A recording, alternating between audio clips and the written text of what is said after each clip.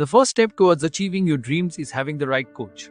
Get the best education with Ayurveda PG Preparation app and make your AIAPGETPSCAMO dreams come true. Download the app now. All India PGT 2022 की special तैयारी में आज हम पढ़ने वाले हैं ओज के बारे में। ओज एक बहुत ही महत्वपूर्ण टॉपिक है शरीर क्रिया विज्ञान का, जिसमें से हर साल एक ना एक क्वेश्चन आता है। आइए हम देखते हैं आज ओज। तो सबसे पहले जो परिभाषाओं में विभिन्न आचार्यों ने जो मत बताए हैं उनका अध्ययन करते हैं। तो सबसे पहले है चरक का। चरक ने कहा है हमारे शरीर में सबसे पहले ओज ही बनता है गर्भस्थ शरीर में। तो चरक कहते हैं प्रथम जायते है ओजा शरीरे अस्मिन शरीरिणाम, यानी सबसे पहले हमारे शरीर में ओज की उत्पत्ति होती है। तो चरक का श्लोक जो है वो प्रथम शब्द से चालू होता है, वो इम्पोर्टेंट है, वो एग्जाम में पूछा जाता है। क्या ये श्लोक किसका है? प्रथम जायते है ओजा श्लोक किसका है? दूसरे नंबर पे आते हैं सुश्रुत। सुश्रुत ने लिखा है रसादी नाम सुक्रांता नाम धातु नाम यत परम तेज तत् खल्व ओझा तदेव बलम उच्यते। तो यहाँ रस से लेके शुक्र तक की बात आई है ना। तो रस से स्टार्ट करते हैं और रस से लेके उत्तोरता धातुएं बनती हैं, तो क्या बनता है? शुक्र बनता है। रस से लेके शुक्र पर्यंत सभी धातुओं का जो सार है वो क्या कहलाता है? ओज कहलाता है। और ओज को ही हम क्या कहते हैं? बल कहते हैं। तत् खल्व ओझा, और ओज जिसे कहते हैं उसी को हम क्या कहते हैं? बल कहते हैं। तो यहाँ श्लोक को पहचानना है। जहाँ हम सर्जरी करते हैं तो सर्जरी में सब सिस्टेमेटिक चलता है कि पहले हम स्किन को सैनिटाइज करते हैं, फिर उसको स्किन में कट करते हैं, मांस में कट करते हैं, लेयर्स में कट करते हैं। तो यहाँ रस पहला शब्द आता है, फिर रसादी नाम सुक्रांता नाम श्लोक में आता है, और ओज को ही यहाँ पर क्या बताया गया है? बल बताया गया है। जब हम भागवत के कोटेशन को पढ़ते हैं, भागवत के श्लोक को पढ़ते हैं, तो उसमें आता है ओजस्तु तेजो धातु नाम सुक्रांतम परम स्मृतम। तो सुश्रुत में रस से लेके शुक्र लिखा था, यहाँ पर रस तो बीच में गोल हो गया और यहाँ पर क्या आ गया? तेज आ गया। तेज कहते हैं अपन रक्त धातु को। तो चूंकि भागवत जो है बाद के आचार्य हैं, बाद में ये नकल करते हैं शुरुआती आचार्यों की, तो नकल में क्या हो गया कि सामने वाले ने अपनी कॉपी, कई लोग पीछे पीछे से अपने आपकी कॉपी देखते हैं, तो कई लोग क्या करते हैं अपना हाथ रख लेते हैं कॉपी पे। हाथ रख लेते हैं तो उनको दिखाई नहीं देता, तो वो छोड़ो, जितना नहीं दिख रहा है वो छोड़ो, बाकी आगे की लाइन से स्टार्ट कर दो। तो यहाँ पर भागवत ने रस से न स्टार्ट करके तेज से चालू किया है। ये दोनों के श्लोक में डिफरेंस है।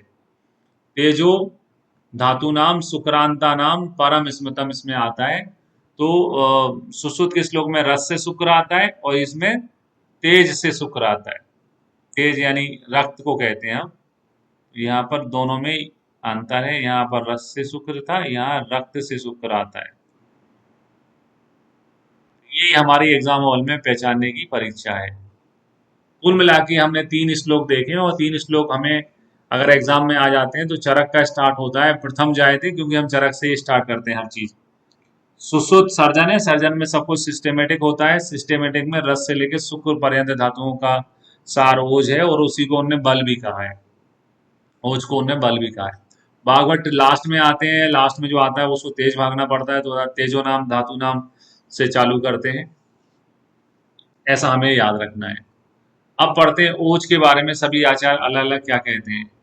तो चरक ने कहा है रसा ओजा संख्या था। इसका मतलब बिल्कुल नहीं है कि रस ओज होता है। ये लाइन चूंकि राजस्थान पीएससी में पूछी गई है, आरपीएससी में आई है, इसलिए यहाँ पर मैंने लिखी है। आरपीएससी 2011 में पूछी गई है, इसलिए मैंने यहाँ पर रखी है। यह चरक निदान 4, यानी कि यहाँ पर जो प्रमेय निदान है उस चैप्टर में ये लाइन आती है, जहाँ प्रमेय के दूष्य बताए जाते हैं। तो दूष्य में धातुएं आती हैं, धातुओं के क्रम में लास्ट में लिखा रहता है रसा ओजा संख्या था। तो ये दूष्य का है, प्रमेय के दूष्य का श्लोक है। इसका मतलब ये बिल्कुल नहीं है कि चरक ये कह रहे हैं कि ओज जो है रस है। ठीक है, यहाँ पे आप कंफ्यूज होने की जरूरत नहीं है। ये श्लोक जो है वो प्रमेय के दूष्य का है। क्योंकि ये लाइन ओज की है और ओज के संदर्भ में पूछी गई है, इसलिए मैंने यहाँ लिखी है। ठीक है, तो यह श्लोक प्रमेय के दूष्य का है। ये वाली लाइन, नीचे लाइन स्पष्ट है कि गर्भ रस उसको कहा गया है। वो चरक सूत्र अध्याय 30 की है। यहाँ लिखा है यद सारम आदो गर्भस्य यद तद गर्भ रसा आदरस। तो गर्भ रसा आदरस का है, ये जरूर चरक का है। ये यहाँ पर गर्भ रस बोला गया है इसको, यानी कि चूंकि वो 30वां चैप्टर अर्थे 10 महामूल्य अध्याय है, और उसमें जो महाफला धमनियां होती हैं वो ओज वाह होती है, ओज का वहन करती हैं। तो वहां पर आया है कि गर्भ में जो है ओज की उत्पत्ति होती है, और उसको जो है क्या शुरू में क्या बोला है, गर्भ रस बोला है। तो ये जरूर चरक में गर्भ रस कहा गया, ये ध्यान रखना है। फिर आते हैं चरक, जो हमारे शरीर में कफ है उसी को उनने ओज भी बोला है। तो चरक ने कहा है प्रकस्तु बल श्लेष्मा विकृतो मल उच्यते। प्राकृतिक जो श्लेष्मा है, प्राकृतिक जो श्लेष्मा है उसी को बल कहते हैं, विकृत को मल कहते हैं। साचैव ओजा, उसी को हमारे शरीर में ओज कहते हैं। तो जो प्राकृतिक आपका कफ है उसी को बल कहते हैं, उसी को ओज कहते हैं, ये उन्होंने कहा है। तो हमारे शरीर का जो नेचुरल जो है कफ है उसी को क्या कहा है उन्होंने, बल कहा है, उसी को ओज कहा है। थोड़ा सा इसी से मिलता जुलता जो है वो काश्यप में हम पढ़ते हैं कि काश्यप ये कहते हैं कि जो हमारे शरीर में जितना कफ होता है उतना ही ओज का प्रमाण होता है। तो कफ 6 अंजलि होता है, तो काश्यप ओज भी 6 अंजलि मानते हैं। तो वो चरक भी वही कह रहे हैं कि जो प्राकृतिक जो है कफ है वही हमारे शरीर का बल है, वही ओज है। चक्रपाणी हमने देखा था कि वो ओज को अष्टम धातु मानते हैं, हमने याद भी किया था कि भाव प्रकाश आर्तव को मानते हैं और चक्रपाणी जो है वो ओज को मानते हैं। तो ओज का चक्कर चलता है, रस रक्त मांस में अस्थि मज्जा शुक्र, ऐसा ओज का चक्कर चलता है। तो चक्रपाणी ने अष्टम धातु बताया है, ये हम पहले भी समझ चुके हैं। अष्टांग हृदय के अनुसार ओज जो है वो शुक्र का मल है, हमने इसको याद किया था कि जो हृदयकार हैं वो चूंकि बाद के आचार्य हैं, बाद के आचार्य जो है शुरुआती आचार्यों की नकल करते हैं, और जो नकल करते हैं उसको मास्टर बोलते हैं कि इसके दिमाग में गंदगी भरी हुई है, नकल करता है। तो अष्टांग हृदय जो है उनके अनुसार वो जो है वो क्या है, मल है, किसका, शुक्र का मल है। तो यहाँ पर जो है कॉपी पेस्ट के कारण, जो कॉपी कॉपी पेस्ट करता है यानी दूसरों के नोट्स लेके खुद अपने बताने लगता है, उसके दिमाग में मल भरा रहता है, कॉपी पेस्ट है ये, ठीक है। तो इन्होंने मल बोला है, और सारंगधर ने उपधातु बोला है। सारंगधर बाद के आचार्य हैं, और हमने सारंगधर पढ़ते समय ये महसूस किया है कि फिजियोलॉजी में जो चीज़ें छूट गई थी, आचार्यों ने नहीं बताई थी, वो सारंगधर ने पूर्ति करी है। जैसा हम एक ऑफिस में देखते हैं कि अगर हमें प्रमुख सचिव नहीं मिलते हैं तो उप सचिव से भी हम वो काम कर देता है, अगर प्रमुख सचिव नहीं होता है। तो अगर सारंगधर ने वैसा ही है, जो चीज़ें फिजियोलॉजी में छूटी थी वो सारंगधर ने एज अ प्रमुख सचिव ना मान के उप सचिव रहते हुए उनकी पूर्ति करी। उप सचिव यानी उप धातु जो है शब्द जो है वो सारंगधर का है। और अभी हमने पढ़ा भी है कि सम पेड कैश ओज, उसमें भी लास्ट में शुक्र किससे क्या बनता था, ओज। भाव प्रकाश में आते हैं तो भाव प्रकाश ने लिखा है सर्व धातु नाम स्नेहा ओज, सभी धातुओं का स्नेह जो है वो ओज है। जैसे क्षीर का क्या होता है, घृत होता है। तो कोई सार बोलता है सभी धातुओं का, कोई सभी धातुओं का स्नेह बोलता है ना। तो प्रकाश से सभी को स्नेह होता है, लाइट सभी को जरूरत पड़ती है, लाइट नहीं होती तो इधर उधर पूछते हैं कि भैया लाइट है क्या, लाइट है क्या। तो सर्व धातु स्नेह, स्नेह शब्द जो है वो भाव प्रकाश का है, और हमको प्रकाश नाम के लड़के से स्नेह है। तो यहाँ पर सर्व धातु नाम स्नेह जो है वो भाव प्रकाश का बताया हुआ है, ये अपन को ध्यान रखना है। और यहाँ अपन ऊपर पढ़ते थे तो यहाँ पर सार बोला जाता था धातुओं का। दलहल में आते हैं तो दलहल ने जीव शोणित शब्द यूज किया है, जिसको वर्णन करते हुए दलहल लिखते हैं तदा अंतरे ओज शब्देन रसो उचित अपि उच्यते, ओज शब्द से रस भी बोला जाता है। और जीव शोणितम अपि ओज शब्देन, है ना, जीव शोणितम भी कहा जाता है। तो अगर हम शोणित सिंगल लिखें तो शोणित का मतलब रक्त होता है, ब्लड होता है, और जीव लिखते हैं तो उसका मतलब आत्मा भी होता है। लेकिन दोनों से मिलकर बने हुए शब्द जीव शोणित का मतलब क्या बोला गया है, ओज कहा गया है। ये हमें मालूम होना चाहिए, किसने कहा है, दलहल ने कहा है। जीव शोणित जो है ओज होता है। जीव सांक्षिणी क्या होता है, इससे मिलते जुलते शब्द हैं जीव सांक्षिणी,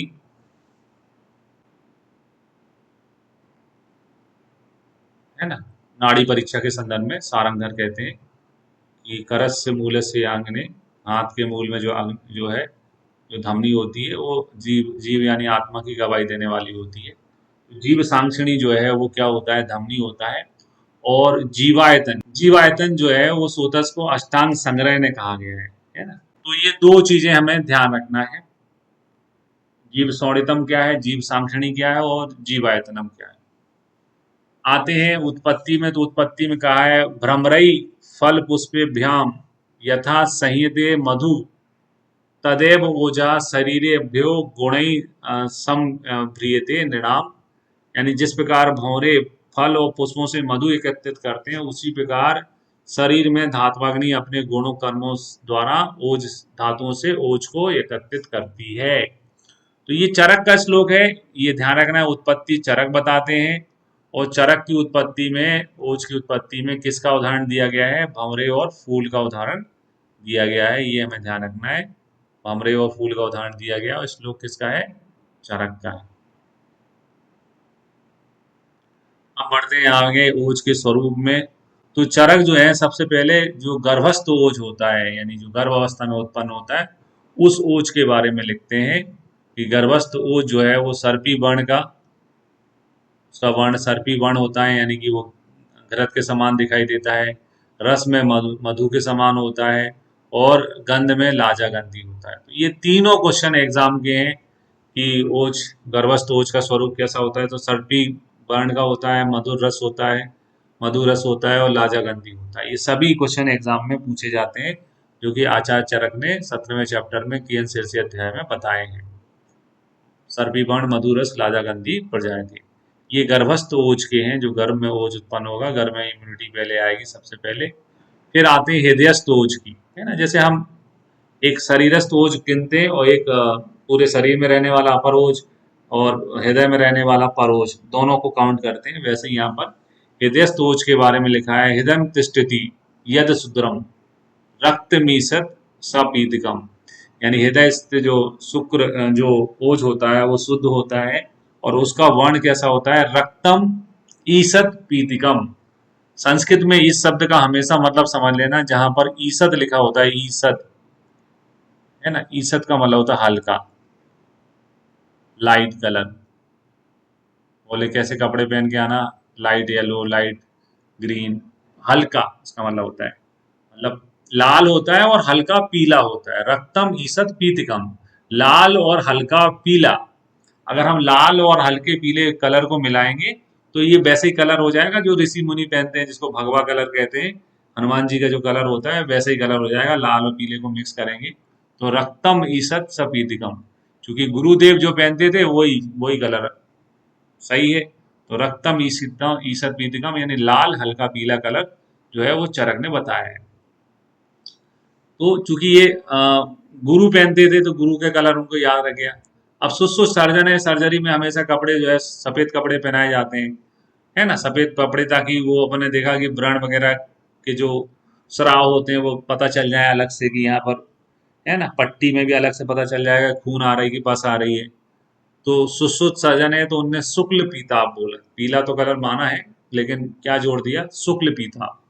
तो चरक में रक्त, रक्तम था, और यहाँ पर शुक्ल हो गया, शुक्ल पीताम्बर।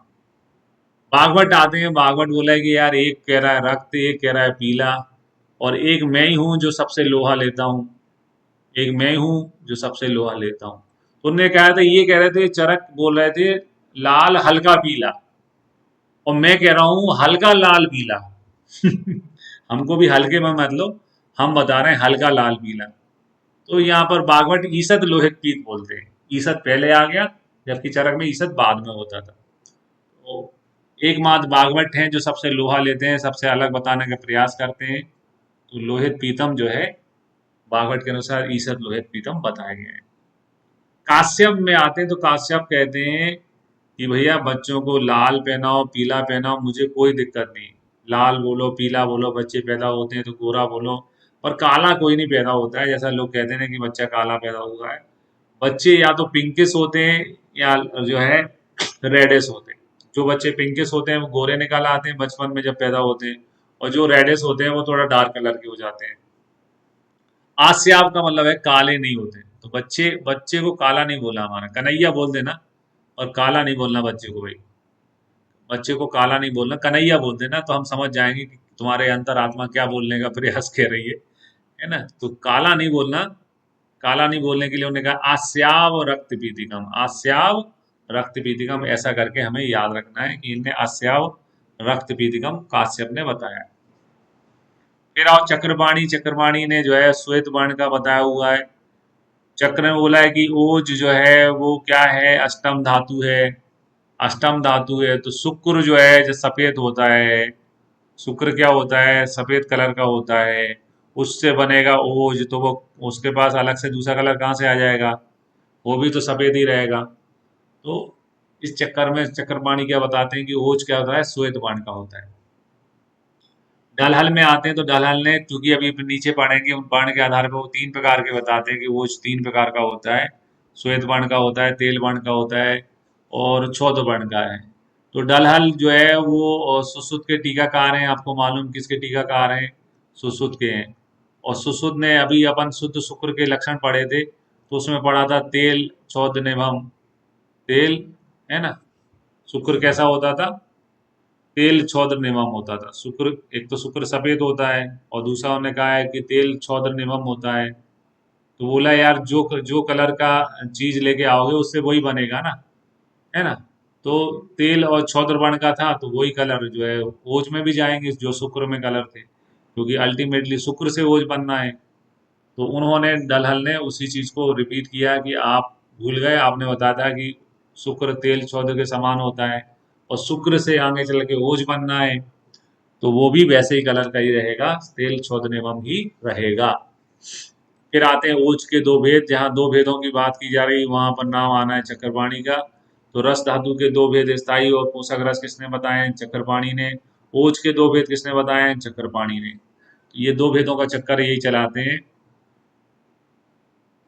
बोले आपका लेफ्ट कि मेरा लेफ्ट, है ना, ये दो चक्कर वो यही चलाते हैं। पर वो जो होता है, अपर वो जो होता है वो पूरे शरीर में होता है और उसकी मात्रा आधा अंजलि होती है और वो कफ स्वरूप का होता है, यानी जिसको बल कहा गया ना, जो बल है, कफ है, जो बल है। तो बल तो पूरे शरीर में होता है, हाथ पैर सभी जगह बल होता है। तो अपर ओज पूरे शरीर में होता है, उसी को हमने जो अभी पढ़ा कि प्राकृतिक कफ जो है वो बल होता है, ओज कहते हैं, वो अपर ओज के संदर्भ में आधा अंजलि उसकी मात्रा होती है। पर ओज जो है जिसको अपन ने बोला है हृदय स्थित जो ओज होता है, वो पित्त स्वरूप का होता है। पित्त के पास कौन से कलर होते हैं, है ना, ये रक्त पीला, ये सारे कलर पित्त के पास ही होते हैं। तो ईसद रक्त पीतिकम भी होता है वही, और वो ही उसकी मात्रा कितनी होती है, 8 बिंदु होती है। पर वो हृदय में स्थित रहता है, उसकी मात्रा कितनी होती है, 8 बिंदु होती है। अरुण दत्त ने कम बताई है क्योंकि वो मल को भी दूध से मानते हैं। अरुण दत्त में कम मात्रा हो जाती है, 6 बूंद। फिर आओ डलहल ने वर्ण के अनुसार तीन प्रकार के ओज बताए, वर्ण के आधार पे तीन भेद माने। एक जो जो ऊपर अपन ने जैसा लिखा था, श्वेत वर्ण का, तेल वर्ण का और क्षौत्र वर्ण का, ऐसे करके तीन वर्ण प्रकार के ओज जो है वो किसने बताए हैं, डलहल ने बताए हैं। श्वेत वर्ण का भी होता है और तेल नेवम क्षौत्र नेवम, तो तेल और क्षौत्र वर्ण का भी होता है। डलहल सुश्रुत के टीकाकार है, सुश्रुत ही बोलते थे तेल तेल क्षौत्र नेवम। फिर आओ ऊंच के स्थान, ऊंच के स्थान जो है आचार्य भेल ने 12 बताया। तो सबसे ज्यादा स्थान बताने वाले कौन है,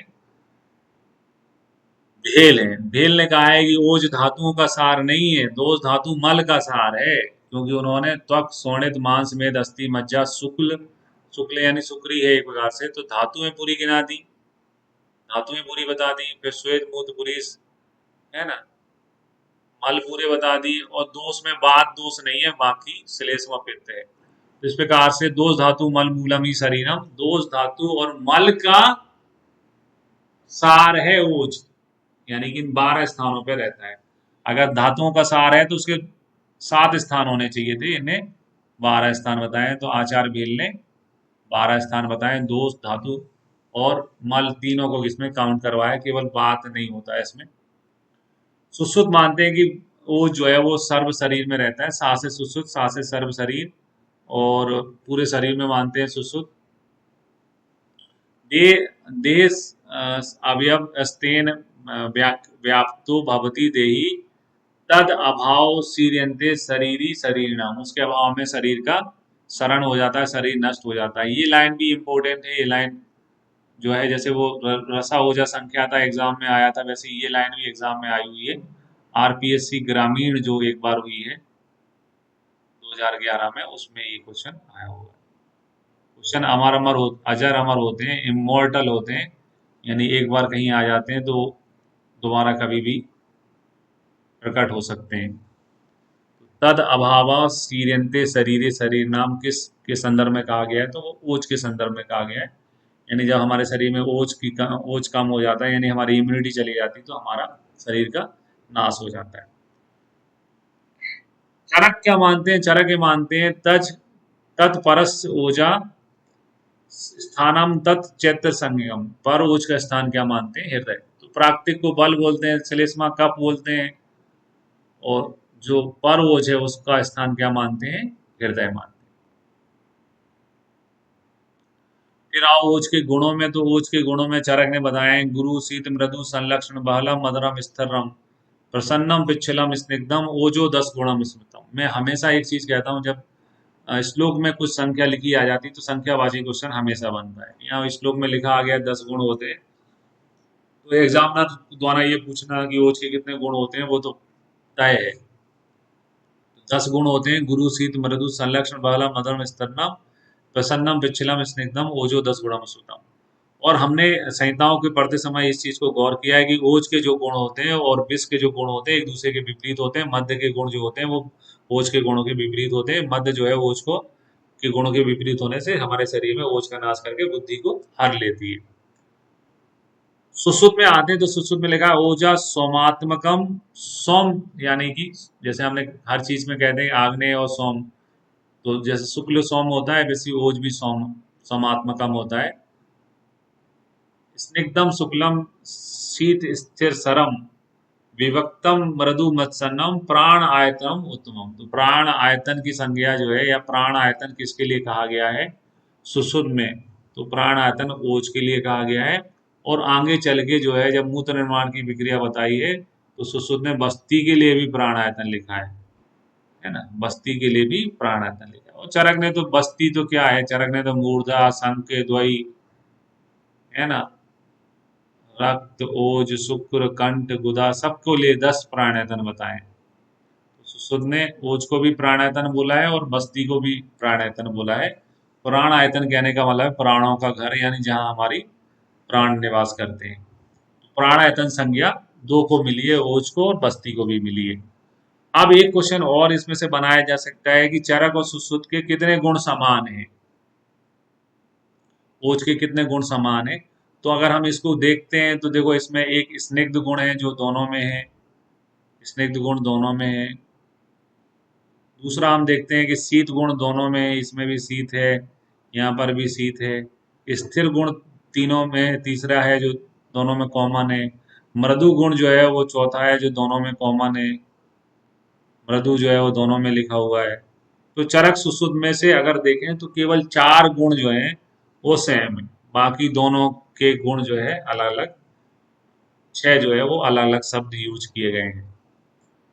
ठीक, तो इतने क्वेश्चन इसमें बनाए जा सकते हैं। ओज के कितने गुण होते हैं? तो 10 होते हैं। ओज के गुणों का वर्णन चरक में कहाँ किया गया है? तो मदात्य वाले चैप्टर में किया गया है। 24वां चैप्टर जो है वो मदात्य का है, क्योंकि चरक ये मानते हैं कि ओज के गुण जो है और मध्य के गुण जो है वो विपरीत होते हैं, और ओज मध्य जो है वो ओज का नाश कर देती है और बुद्धि का हरण कर लेती है। इसलिए मदात्य वाले चैप्टर में ओज के गुण बताते हैं।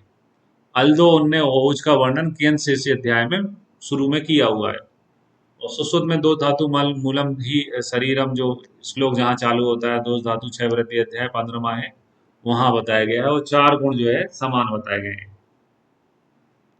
ओज के कार्यों में आते हैं, तो तद बलेन स्तुर पचित मानसता सर्व चेष्टा स्वप्रतिघाता स्वर वर्ण प्रसादो बाह्य बाह्यानाम अभ्यंतराणाम कारणानाम आत्म कार्य प्रतिपत्ति भवती।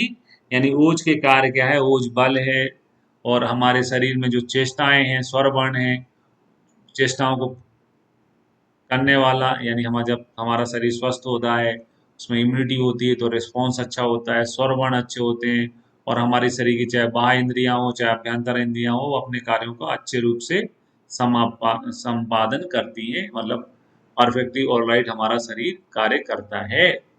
जब हमारी इम्यूनिटी अच्छी होती है तो कभी भी हम बीमार वगैरह नहीं पड़ते हैं। तो ये इसका सारांश है। ये बताया किसने, ये ध्यान रखना है हमको, है ना। स्वचेष्टा प्रतिघात और ये बांतनम करणानाम आत्म कार्य प्रतिपत्तिवती, ये सुश्रुत ने बताए, ये ओज के कार्य जो है वो सुश्रुत ने बताए। ये हमें ध्यान रखना है बस।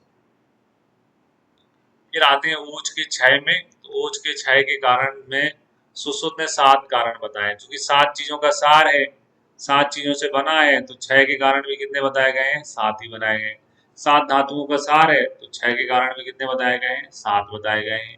कि अभिघात से, चोट लगने से जब हम डिसीज में ग्रसित हो जाते हैं, क्षय से, धातु क्षय बात की वृद्धि, शरीर का क्षय होगा बात की वृद्धि होगी। क्रोध श्रोग, है ना। ध्यान, ध्यान का मतलब यह चिंता वाला ध्यान है। परिश्रम और अनशन, खाना ना खाने से, इत्यादि कारणों से, टू मच एक्सर्शन और जो है अनशन, इनसे हमारे शरीर में ओज का क्षय होता है। फिर आते हैं ओज की विकृतियां। ओज हमारी इम्यूनिटी है, लेकिन उसमें भी प्रॉब्लम्स हो सकती है। तो ओज की विकृतियां जो है वो कितनी बताई जाती हैं, 3 बताई जाती हैं, जिनको बोलते हैं विंसस, व्यापत और क्षय। विंसत, व्यापत और क्षय ऐसे करके ओज की विकृतियां होती है। विंसत का क्या, विसंसन का क्या मतलब होता है, जैसे हम इसमें ना जोड़ते हैं तो संसेचन का मतलब होता है विरेचन। विरेचन मतलब अपने स्थान से चले जाना, सरक जाना नीचे। तो अपने स्थान से हटना जो है वो विसंसन कहलाता है। यहाँ लिख देता हूँ मैं, यहाँ विसंसन का मतलब होता है अपने स्थान से हटना, और आज की भाषा में बोले ट्रांसफर, छुट्टी पे चले गए, ट्रांसफर हो गया। तो अगर सपोज ओज जो है वो अपने स्थान से हट गया, ठीक है, तो क्या होगा, ओज अपने स्थान से हट गया तो क्या होगा, तो ओज अपने स्थान से हटेगा तो संधि विश्लेषो गात्राणाम सदनम। जब भी हम देखते हैं कि किसी ऑफिस में जब मेन अधिकारी नहीं होता है, तो जो लिपिक वर्ग होता है वो तो उस दिन आराम से मोबाइल लेके बैठ जाता है कि आज तो साहब गए हैं दौरे पे, आज तो वापस आना नहीं है, आराम से मस्त रहो, बैठो, कोई नहीं है। संधि विश्लेष यानी संधियां जो है, जो साथ में काम करने वाले लोग हैं वो विश्लेष यानी खिसक जाते हैं, शिथिल पड़ जाते हैं, और शरीर क्या होता है, डाउन हो जाता है। संधि विश्लेषो गात्राणाम सदनम, जब ओज की अपने स्थान से हट जाएगा तो हमारा शरीर डाउन हो जाएगा, संधियां विश्लेष हो जाएंगी। और जब भी आपका ट्रांसफर होगा, आप अपनी जगह नहीं होगे, आज वो नहीं है, आज ये कर दो, आज वो कर लो, आज वो फाइल उनको दे दो, तो दोस्त चवनम यानी कि आपके दुश्मन जो है वो एक्टिव हो जाते हैं। उच्च अधिकारी हमेशा छुट्टी इसलिए नहीं लेते हैं कि पता चल मैं छुट्टी पे गया और नीचे वाले ने कुछ और का गलत सलत कर दिया और मेरे ऊपर ठीकरा आ गया, मैं फंस गया। तो उच्च अधिकारी इसलिए बहुत कम छुट्टियां लेते हैं। तो बिनसेंसन यानी अपने स्थान से हटना, उसमें जब दोस्त अपने, ओज अपने स्थान से हटेगा तो दोस्त जो है वो एक्टिव हो जाएंगे, चवन यानी गतिशील हो जाएंगे, वो कहेंगे अब देखते हैं, पहले तो बहुत बताता था, अब इसको हम देखते हैं। तो ऐसा याद कराने का तरीका बोल रहा हूँ मैं, इनका जो लिखा है संस्कृत में वो ये मीनिंग कहीं नहीं है उसका लेना देना, मुझे इससे कोई लेना देना भी नहीं है, मुझे मेरे एग्जाम में आना है, अपन को लिखना भी नहीं है, अपन को तो केवल पहचानना है। तो दोस्त कब एक्टिव हो जाएंगे, जब आप अपने स्थान से हटोगे। तो विसंसन में दोस्त चवन, दोस्त गतिशील हो जाते हैं। क्रिया आसन निरोध, लेकिन क्रियाएं नहीं रुकती हैं, क्रियाएं धीरे पड़ जाती हैं लेकिन रुकती नहीं है। जैसे कोई सामान्य व्यक्ति जाएगा किसी ऑफिस में, बोले वो काम था, प्रिंसिपल सर हैं क्या, बोले आज नहीं, आज कोई काम नहीं होगा, जा भागो यहाँ से।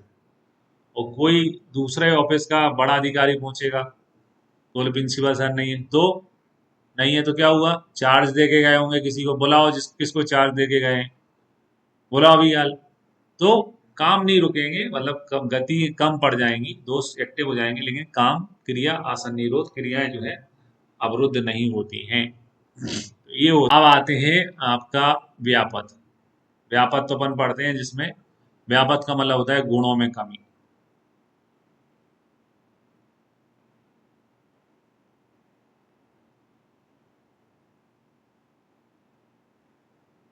तो गुणों में कमी कहने का मतलब है कि ओज के गुण हमने पढ़े थे, अभी कितने होते थे ओज के गुण, कितने होते थे,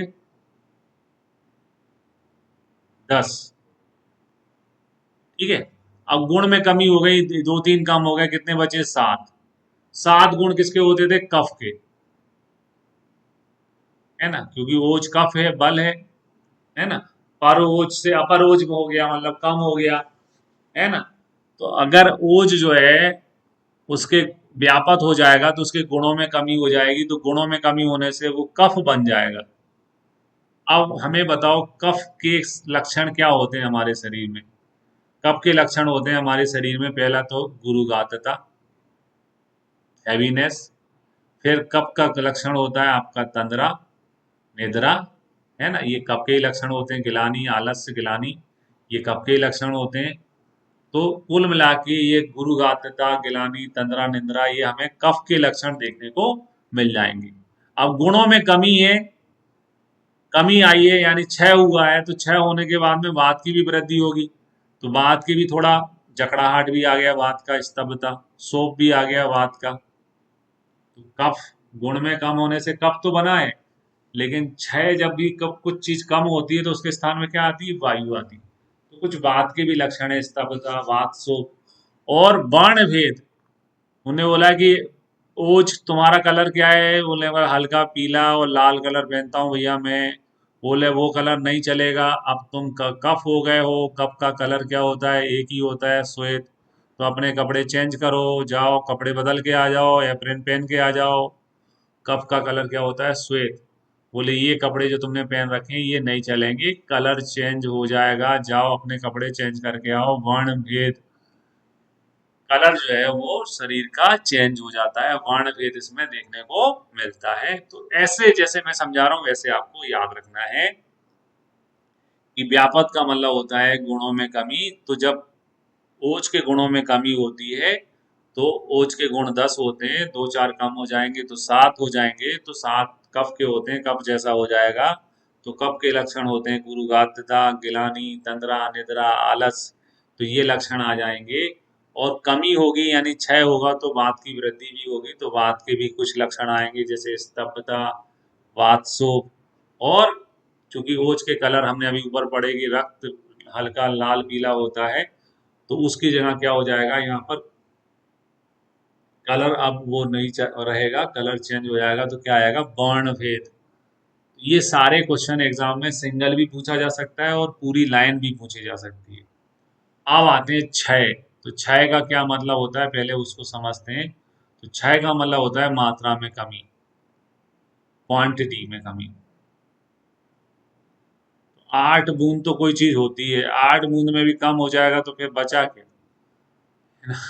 8 बूंद है वो तो वैसे ही कीमती है। तो जो है क्षय हो जाएगा तो मूर्छा, मांसक्षय, मोह, प्रलाप और मरण। तो यहाँ मरना मरना है, तो M4, एम से 4 हो रहे हैं, है ना। और M4 यानी मौत हो रही है आपकी, मृत्यु इसमें आ जाता है, क्योंकि मरण इसमें आ जाता है। और पी यानी प्रलाप। जब आदमी मरता है तो मौत पे क्या मनाया जाता है, प्रलाप। अरे भैया बहुत ही अच्छे आदमी थे, इतनी कम उम्र में चले गए। तो मौत पे क्या मनाया जाता है, प्रलाप। और ये M4 से आपको ये भी ध्यान रखना है कि 4 आदमी कंधा देने आते हैं। चार, 4 आदमी क्यों बोलूं, 4 मेन जो है वो आपको क्या देने आते हैं, कंधा देने आते हैं। राम राम सत्य है, ओज हमारा मस्त है।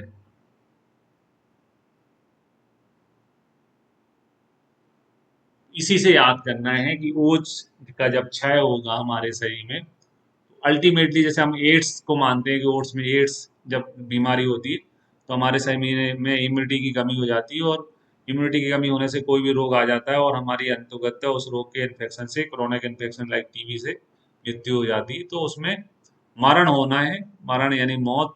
एम से चालू होने वाले इसमें मूर्छा, मोह, मांसक्षय, और क्या आता है, प्रलाप।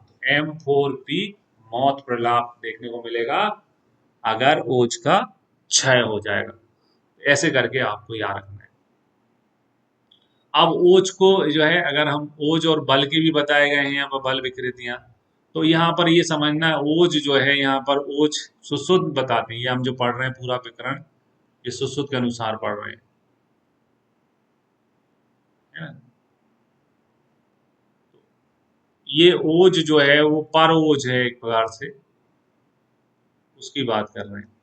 और जो अपर ओज है पूरे शरीर में रहता है उसको अपन बल बोलते हैं, है ना। तो दोनों की विकृतियां समान होती है, एक प्रकार से ये समझाने का तरीका है। बुक में तो सीधा लिखा है कि बल विकृतियां होती हैं, उनकी संख्या कितनी होती है, 3 होती है। और वो भी 3 वही होते हैं, विंसन, व्यापक और क्षय। ये लिखने में थोड़ा वो हो गया, इसका मीनिंग एक ही है, इसको कुछ घबराने की जरूरत नहीं है। विंसन, व्यापक और क्षय होते हैं, विसंसन, व्यापक और क्षय होते हैं। तो यहाँ पर भी देखो, विश्लेषो साधो, सुसंधि विश्लेषो की जगह यहाँ आ गया विश्लेषो साधो गात्रा नाम, है ना। संधि हटा दिया, सीधा विश्लेष से चालू हुआ है, संधि शब्द इसमें नहीं है यहाँ पर।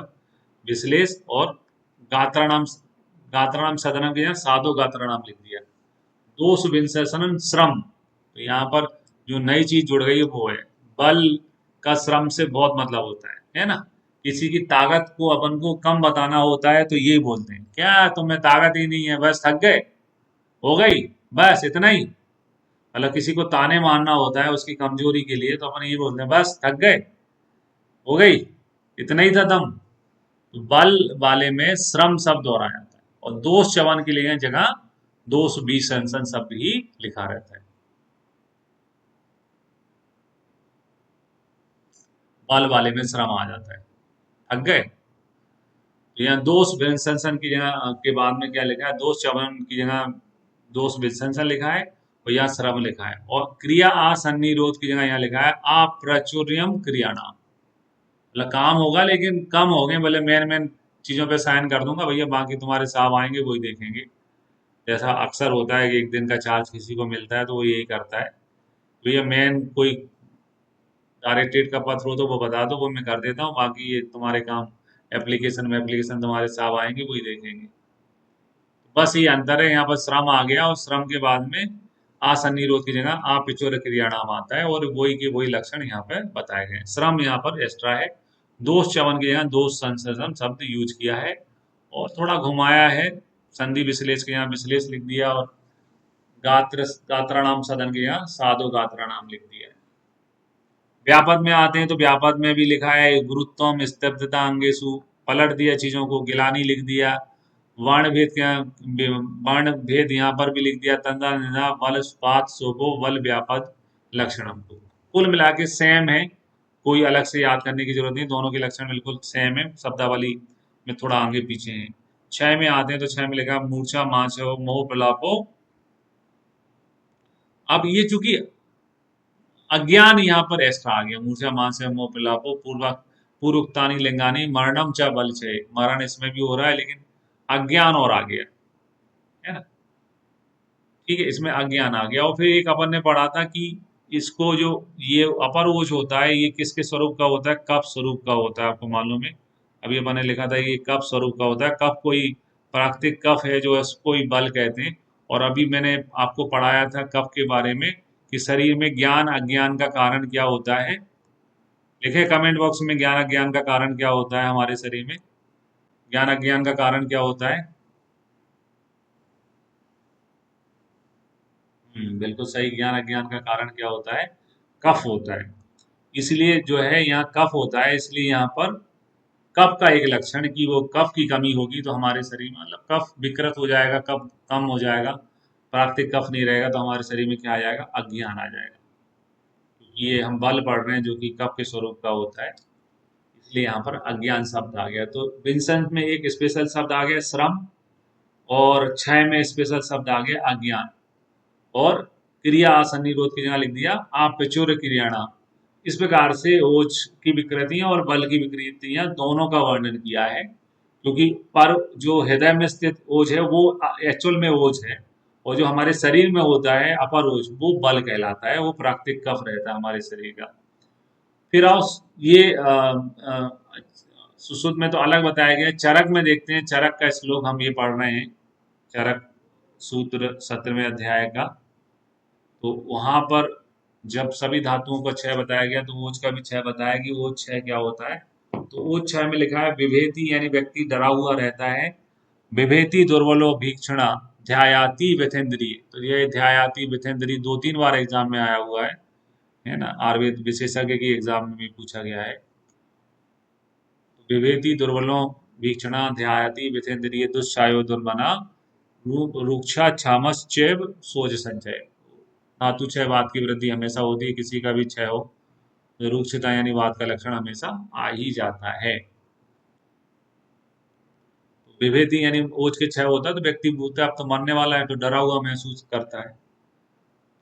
विभेदी दुर्बलो अभीक्षणाध्याति व्यतीन्द्रिय एग्जाम में आता है।